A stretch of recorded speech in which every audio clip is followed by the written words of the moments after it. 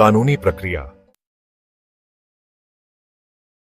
अपराध भारत में कुछ गंभीर मामलों में ही मृत्युदंड दिया जा सकता है, जैसे हत्या, आतंकवाद से जुड़े अपराध और देश के खिलाफ युद्ध छेड़ना।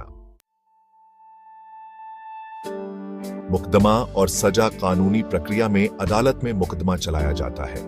इस प्रक्रिया में वकील, गवाह और सबूतों की जांच होती है।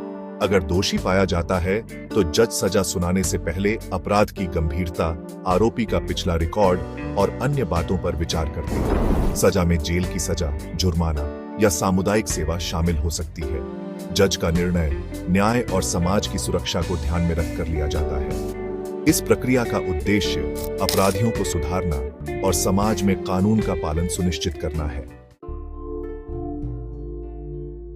अपील मृत्युदंड की सजा के खिलाफ भारतीय न्यायिक प्रणाली के कई स्तरों पर अपील की जा सकती है, जैसे उच्च न्यायालय और सर्वोच्च न्यायालय। राष्ट्रपति की दया याचिका आखिरी उपाय के तौर पर दोषी व्यक्ति भारत के राष्ट्रपति से दया की अपील कर सकते हैं। मृत्युदंड पर बहस।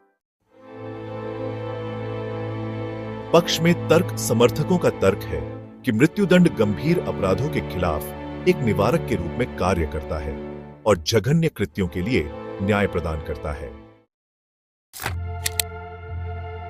विरुद्ध तर्क। विरोधियों का तर्क है कि यह क्रूर और अमानवीय है, जीवन के अधिकार का उल्लंघन करता है और गलत फांसी का खतरा बना रहता है। इसके अलावा वे कहते हैं कि यह न्याय प्रणाली की खामियों को उजागर करता है, जहां निर्दोष लोगों को भी सजा मिल सकती है। वे एक विकल्प के रूप में पैरोल के बिना आजीवन कारावास की वकालत करते हैं। उनका मानना है कि यह एक अधिक मानवीय और नैतिक विकल्प है, जो समाज की सुरक्षा को भी सुनिश्चित करता है। इसके साथ ही यह अपराधियों को सुधारने का अवसर भी प्रदान करता है। यह याद रखना जरूरी है कि जेल सुधार और कैदियों के अधिकारों का मुद्दा केवल एक कानूनी या प्रशासनिक समस्या नहीं है। यह एक जटिल और संवेदनशील मुद्दा है, जिसमें मानवाधिकार, नैतिकता और सामाजिक न्याय के पहलू भी शामिल हैं, जिस पर दोनों पक्षों के मजबूत विचार हैं। कुछ लोग मानते हैं कि कठोर सजा अपराध को रोकने का सबसे अच्छा तरीका है, जबकि अन्य लोग पुनर्वास और सुधार पर जोर देते हैं। मैं आपको इस विषय की अधिक व्यापक समझ हासिल करने के लिए एमनेस्टी इंटरनेशनल या नेशनल लॉ यूनिवर्सिटी दिल्ली जैसे प्रतिष्ठित संगठनों से आगे के संसाधनों का पता लगाने के लिए प्रोत्साहित करता हूं।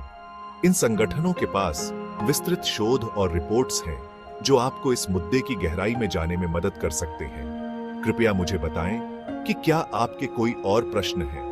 आपकी जिज्ञासा और समझ इस मुद्दे को हल करने में महत्वपूर्ण भूमिका निभा सकती है। मैं हर संभव तरीके से मदद करने के लिए यहाँ हूँ। अगर आपको किसी भी प्रकार की जानकारी या सहायता की आवश्यकता हो, तो बेझिझक संपर्क करें। आपका समर्थन और जागरूकता इस दिशा में सकारात्मक बदलाव ला सकते हैं।